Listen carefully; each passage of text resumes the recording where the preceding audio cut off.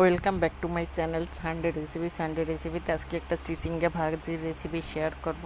প্রথমে আমি কড়াই গরম করে তেল দিয়ে দিয়েছি, তার মধ্যে পাঁচফোড়ন দিয়ে দিয়েছি।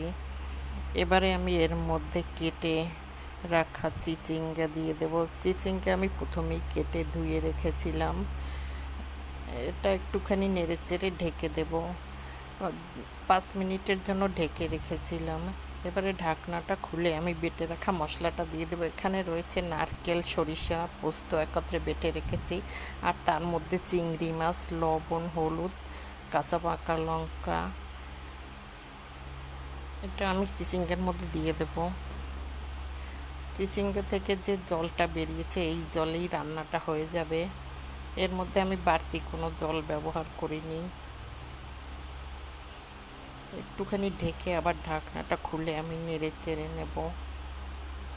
এই যে দেখো, সবজিটা সেদ্ধ হয়ে গেছে। এবারে আমি এটাকে নামিয়ে নেব।